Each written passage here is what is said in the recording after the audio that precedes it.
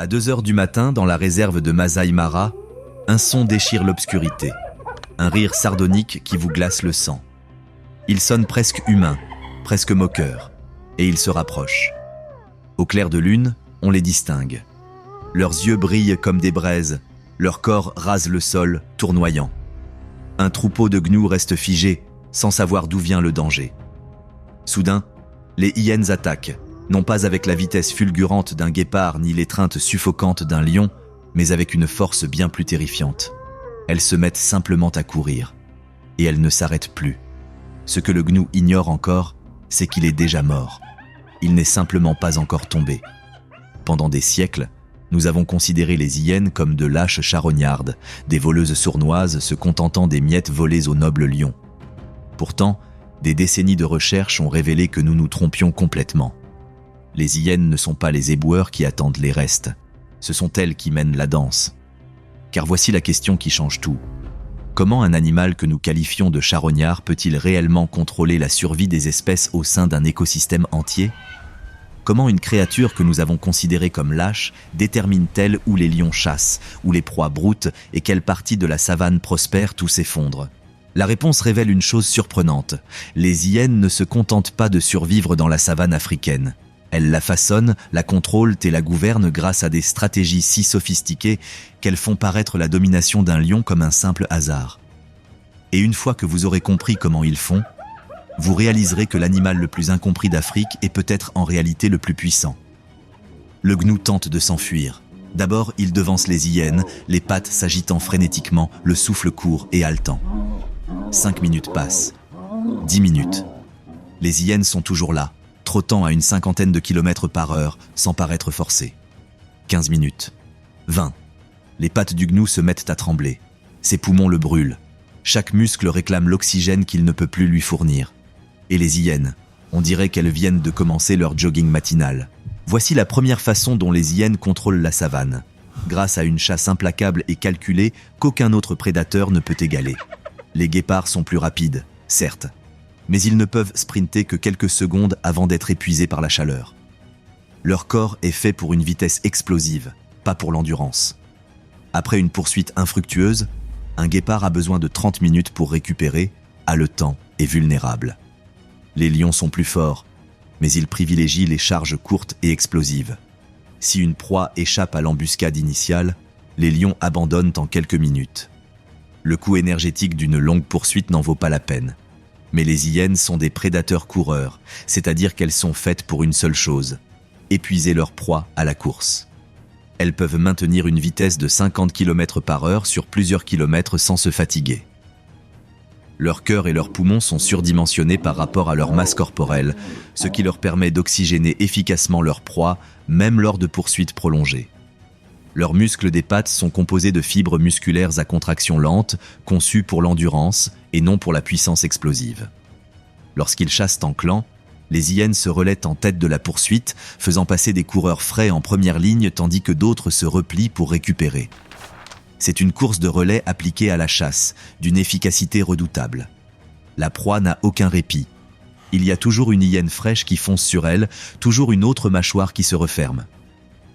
Des études menées dans le Serengeti ont montré que les hyènes chassent pour 60 à 95% de leur nourriture, selon la saison. Les lions, en revanche, se nourrissent plus souvent de charognes laissées par les hyènes que l'inverse. Toute l'histoire que nous avons crue pendant des siècles était erronée. Le gnou trébuche. La hyène de tête accélère, comblant l'écart en quelques secondes. Ses mâchoires se referment sur l'arrière-train du gnou avec une force de morsure de 11 livres par pouce carré, plus forte que celle d'un lion, plus forte que celle d'un tigre, assez forte pour briser un fémur. Le gnou s'effondre au sol. Et c'est là que les hyènes utilisent le deuxième mécanisme de contrôle de la savane. Elles effacent toute trace de leur proie. Ils ne tuent pas d'une morsure rapide à la gorge comme les grands félins. Ils commencent à dévorer immédiatement, s'attaquant d'abord aux parties les plus tendres, le ventre, l'arrière-train, alors que leur proie est encore vivante. Cela paraît cruel, voire sauvage. Mais voici ce qui se passe réellement. Ils mangent vite, car la rapidité est un facteur déterminant pour l'accès à la nourriture dans la savane. En quelques minutes, d'autres membres du clan arrivent, attirés par l'odeur du sang. Et c'est là que se produit un phénomène extraordinaire. Alors qu'une troupe de lions peut consommer les muscles et les organes et laisser 30 à 40% d'une carcasse, les hyènes réduisent ce même animal à presque rien. Leurs mâchoires sont conçues pour la démolition. Leurs prémolaires et carnassières massives peuvent briser des os qui réduiraient en miettes les dents de la plupart des autres carnivores. Et elles ont besoin de cette puissance car les hyènes mangent de tout. Os, peau, sabots, cornes, tout ce qu'un lion laisse derrière lui, les hyènes le consomment. Mais c'est leur système digestif qui rend cela possible. Les hyènes possèdent un acide gastrique si corrosif qu'il peut dissoudre les os, extrayant ainsi des nutriments inaccessibles aux autres carnivores. Lorsqu'on observe des excréments de hyènes dans la savane, ils sont blancs et crayeux, composés essentiellement de calcium pur provenant de la digestion de restes squelettiques. Et cette capacité accomplit quelque chose de crucial pour la gestion des savanes. Elle élimine les maladies. Ces os laissés par un lion, ils peuvent abriter des spores de charbon, des bactéries de la tuberculose et des dizaines d'autres agents pathogènes qui persistent des mois, voire des années, dans les restes en décomposition. Les charognards comme les vautours contribuent à la décomposition, mais ils ne peuvent pas la consommer. Les insectes y participent également, mais la décomposition est lente. La savane serait jonchée de vecteurs de maladies sans un facteur essentiel. Les hyènes transforment les carcasses entières en engrais en quelques heures seulement. En consommant tout ce qui se trouve sur leur territoire, les hyènes contribuent à l'assainissement de leur environnement. Elles ne se contentent pas de manger. Elles participent également à la préservation de l'écosystème, en limitant la transmission des maladies entre les populations de proies et en prévenant les épidémies qui pourraient décimer les troupeaux d'herbivores. Voilà à quoi ressemble un ingénieur écologique. Non pas un animal qui s'adapte à son environnement, mais un être qui façonne activement la santé et la stabilité de tout ce qui l'entoure. Mais c'est là que les choses se compliquent. Car les hyènes ne chassent pas et ne nettoient pas la savane au hasard. Elles agissent selon un système social si complexe, si redoutablement efficace, qu'il détermine quelles zones de la savane sont sûres et lesquelles sont des zones de mort. À mesure que les membres du clan affluent autour de la proie, l'air résonne de ce son, de ce rire sinistre et grinçant. On croirait entendre des célébrations, des moqueries. Mais voici ce qu'il est réellement. Le cri d'une hiérarchie sociale rigide qui s'impose par la violence. Les clans de hyènes ne sont pas de simples groupes d'animaux qui chassent ensemble par hasard. Ce sont des hiérarchies rigides où le rang détermine tout. La survie des petits, le pouvoir lui-même. Et voici le paradoxe. Ces hiérarchies sont entièrement dirigées par des femelles. Les hyènes femelles sont plus grandes et plus agressives que les mâles, et chacune d'elles domine systématiquement tous les mâles. La femelle la moins bien placée a plus d'autorité que le mâle le plus dominant. Les mâles se trouvent au bas de l'échelle sociale, subordonnés à tous, tolérés mais jamais respectés. Le rang ne s'acquiert ni par la force ni par l'habileté, il est héréditaire. La fille de la femelle alpha devient la seconde femelle la plus importante du clan. La fille d'une femelle de rang inférieur naît dans la subordination et y restera probablement toute sa vie. Cela crée un phénomène extraordinaire. Des dynasties multigénérationnelles où le pouvoir se transmet par le sang, où des familles de haut rang contrôlent l'accès à la nourriture, au territoire et à la reproduction pendant des décennies. Lors de cette mise à mort, les femelles dominantes se nourrissent en premier. Elles prennent les organes, les tissus adipeux et les meilleurs morceaux. Les femelles de rang intermédiaire attendent leur tour, attrapant ce qu'elles peuvent. Les femelles de rang inférieur et tous les mâles se disputent les restes sur les bords, se précipitant pour en arracher un morceau avant de se faire mordre et chasser. Ce rire étouffé, cette vocalisation stressée et anxieuse, est la bande-son de cette hiérarchie. Les individus de rang inférieur rient constamment car ils sont harcelés, mordus, chassés de la nourriture dont ils ont désespérément besoin. Les femelles de rang supérieur rient rarement car personne ne les conteste. Mais pourquoi cela est-il important pour la gestion des savanes? Parce que cette hiérarchie crée quelque chose d'encore plus puissant, les territoires. Les clans de hyènes défendent des territoires de 15 à 400 miles carrés selon la densité des proies. Il ne s'agit pas de frontières arbitraires, ce sont des zones strictement délimitées, marquées par une pâte odorante, une signature chimique unique produite par les glandes anales et défendue par une violence organisée. Lorsque des clans voisins s'affrontent à leurs frontières territoriales, il en résulte une véritable guerre. Pas des escarmouches, pas des démonstrations de force. De véritables attaques coordonnées où les clans mobilisent des dizaines de membres, envahissent le territoire ennemi et éliminent tous ceux qu'ils capturent. Les patrouilles frontalières sont constantes. Les clans envoient des groupes pour marquer les limites, surveiller la présence d'intrus et réagir aux menaces. Si une hyène étrangère pénètre en territoire contrôlé, la réaction est immédiate et brutale. Tout le clan se mobilise, coordonnant ses actions grâce à des vocalisations audibles jusqu'à 5 km. Cela crée une mosaïque de zones contrôlées à travers la savane. Chaque clan contrôle des territoires de chasse spécifiques, des points d'eau spécifiques et des zones spécifiques où se rassemblent les proies. Ce contrôle territorial a des conséquences profondes sur tout ce qui y vit. Les herbivores apprennent à identifier les territoires de chaque clan. Ils adaptent leurs habitudes de pâturage, leurs routes migratoires et leur niveau de vigilance en fonction du territoire sur lequel ils se trouvent. Un troupeau de gnous peut paître paisiblement dans une zone, sachant que le clan concerné chasse ailleurs, puis fuir immédiatement en pénétrant sur le territoire d'un clan plus agressif. Des études sur les déplacements des proies montrent que les herbivores n'évitent pas seulement les prédateurs, mais aussi des territoires spécifiques, en fonction de leur expérience et de la dangerosité des différents clans. Ainsi, les hyènes ne se contentent pas de chasser. Elles régulent la répartition des proies à l'échelle du territoire par la pression territoriale. Et voici ce qui est encore plus remarquable. Ces territoires déterminent les zones de chasse des lions. Pendant des décennies, le récit était clair. Les lions sont les rois de la savane et les hyènes, des charognards subordonnés. Mais des recherches sur le terrain ont révélé une réalité choquante. Lorsque les clans de hyènes sont en supériorité numérique, ils ne se contentent pas de défendre leur proie contre les lions. Ils les leur volent. Ils chassent les lions des zones de nourriture. Ils contrôlent les territoires où les lions peuvent chasser en toute sécurité. Le docteur Craig Packer, qui étudie depuis des décennies les interactions entre lions et hyènes en Tanzanie, raconte avoir vu une vingtaine de hyènes voler la proie de 4 lions adultes, impuissants face à ce vol. Quand les hyènes sont en supériorité numérique, elles n'ont peur de rien. Elles sont implacables. Un lion peut facilement tuer une hyène isolée. Mais lorsqu'une meute de 20 ou 30 hyènes attaque une troupe de lions, la situation change du tout au tout.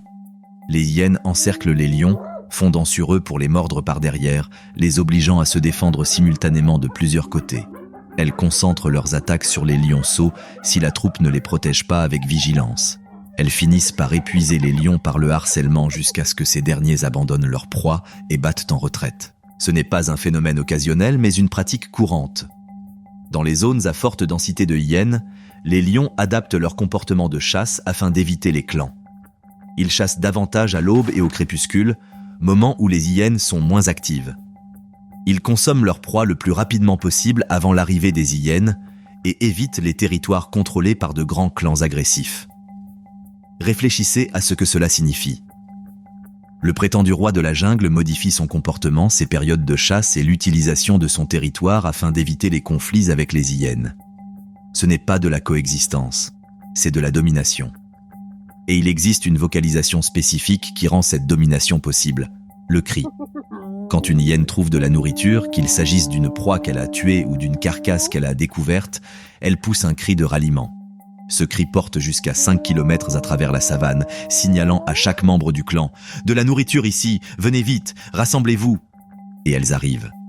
En quelques minutes, des hyènes surgissent de toutes parts, convergeant vers le signal.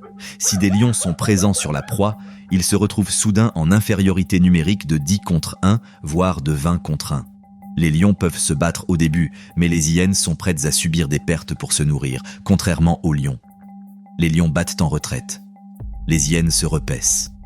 Cette coordination, cette capacité à mobiliser les membres d'un clan sur des kilomètres en quelques minutes est ce qui confère aux hyènes leur suprématie. Elles n'ont pas besoin d'être plus fortes qu'un lion, il leur suffit d'avoir plus de dents. Mais le hurlement a aussi une autre fonction cruciale pour la gestion de la savane. Les hyènes reconnaissent individuellement les hurlements de leurs congénères. Elles savent précisément qui a hurlé, sa place dans la hiérarchie et la situation alimentaire. Si une femelle alpha hurle, tout le clan réagit immédiatement. Si c'est un mâle de rang inférieur, la réaction est plus lente, plus prudente. Le jeu en vaut-il la chandelle ? Cela signifie que les hyènes disposent d'un réseau d'informations sophistiqué fonctionnant 24 heures sur 24 sur l'ensemble de leur territoire. Elles savent où se trouvent les proies, où sont les menaces, où les membres de leur clan chassent et où les frontières doivent être défendues. Cette communication en temps réel influence chacune de leurs décisions concernant les lieux de chasse, les zones de patrouille et les zones à défendre. Ce niveau de coordination exige une capacité cognitive considérable. Des études comparant les capacités cognitives des hyènes à celles d'autres carnivores ont révélé un fait surprenant. Les hyènes sont aussi intelligentes que certains primates. Lors d'expériences de résolution de problèmes, leurs performances sont comparables à celles des chimpanzés. Elles comprennent la coopération, apprennent par observation et collaborent à des tâches nécessitant une action coordonnée. Leur intelligence sociale est particulièrement remarquable. Les hyènes possèdent une représentation mentale de leur environnement social, leur permettant de savoir qui domine qui est allié à qui peut être défié et qui il vaut mieux éviter. C'est ce qu'on appelle l'inférence transitive. Si la hyène A domine la hyène B et que la hyène B domine la hyène C, alors la hyène A domine la hyène C même si elles n'ont jamais interagi directement. Les hyènes comprennent cela. Elles maîtrisent les subtilités des relations sociales. Et ils utilisent cette intelligence pour contrôler les ressources de la savane d'une manière que les scientifiques commencent à peine à mesurer. Car voici ce que la plupart des gens ignorent. Les hyènes ne sont pas que des prédateurs. Ce sont des espèces clés dont la présence ou l'absence modifie fondamentalement le fonctionnement d'écosystèmes entiers. Dans le Serengeti, on compte plus de 7000 hyènes tachetées, bien plus que de lions, de léopards et de guépards réunis. Cette forte densité de population signifie que les hyènes exercent une pression énorme sur les populations de leurs proies. Elles chassent et se nourrissent sans cesse, influençant constamment la survie des différentes espèces. Mais leur impact dépasse la simple prédation. Les hyènes ciblent de préférence les proies les plus faciles, les jeunes, les personnes âgées, les blessés et les malades. Bien qu'elles puissent s'attaquer à des adultes en bonne santé, elles choisissent souvent les individus vulnérables, car c'est plus rentable. Cette prédation sélective élimine les animaux malades avant qu'ils ne propagent la maladie au sein des troupeaux. Elle élimine les gènes faibles des populations reproductrices. Elle agit comme un contrôle naturel de la qualité, maintenant les populations de proies saines et robustes. Retirer les hyènes d'un écosystème et les effets sont immédiats. Le comportement des proies change, les herbivores deviennent moins vigilants, broutent plus imprudemment et passent plus de temps dans des zones dangereuses. La végétation se modifie, la pression de pâturage étant moins uniformément répartie. Les épidémies augmentent, car les animaux malades restent plus longtemps au sein des populations. Les populations d'autres prédateurs fluctuent en fonction de l'évolution de la compétition. Des études menées dans des régions où les populations de hyènes ont diminué révèlent des effets en cascade se répercutant à tous les niveaux de la chaîne alimentaire. Les populations de proies augmentent fortement dans un premier temps, puis s'effondrent à mesure que les maladies se propagent et que la végétation est surpâturée. Les populations de charognards diminuent, les grandes carcasses se raréfiant. Même les communautés végétales se modifient en fonction des déplacements des herbivores. Les hyènes ne font pas simplement partie de l'écosystème de la savane. Elles sont essentielles à son fonctionnement, au maintien de sa stabilité, à la gestion de la mort et au recyclage des nutriments. Voilà à quoi ressemble le contrôle dans la nature. Non pas la domination par la taille ou la force seule, mais par l'intelligence, la coordination et la capacité d'exploiter chaque ressource disponible plus efficacement que n'importe quel concurrent. Revenons donc à la question initiale. Comment un animal que nous avons qualifié de charognard peut-il en réalité contrôler un écosystème entier ? Maintenant, vous connaissez la réponse. Il le contrôle grâce à une chasse implacable qu'aucun autre prédateur ne peut égaler, une endurance qui épuise leur proie sur des kilomètres de savane. Il le contrôle grâce à des mâchoires broyeuses d'os et à un acide gastrique corrosif qui élimine les carcasses entières, stérilisant le paysage et prévenant les épidémies qui pourraient décimer les populations de proies. Il le contrôle grâce à des hiérarchies sociales strictes qui créent des dynasties multigénérationnelles, faisant respecter les frontières territoriales sur des centaines de kilomètres carrés et déterminant où les proies peuvent paître en toute sécurité et où la mort guette dans l'obscurité. Et il la contrôle grâce à une coordination qui rivalise avec tout ce que l'on peut observer dans la nature, des vocalisations sophistiquées fonctionnant comme des réseaux de communication en temps réel, rassemblant les membres du clan sur des kilomètres, submergeant leurs concurrents par le nombre et la stratégie plutôt que par la force brute. Les hyènes ne se contentent pas de chasser dans la savane, elles la façonnent. Elles déterminent quelles espèces prospèrent, quelles zones sont sûres et quels prédateurs peuvent chasser où. Elles n'attendent pas que les lions aient fini pour récupérer les restes. Elles obligent les lions à adapter leur stratégie de chasse pour les éviter.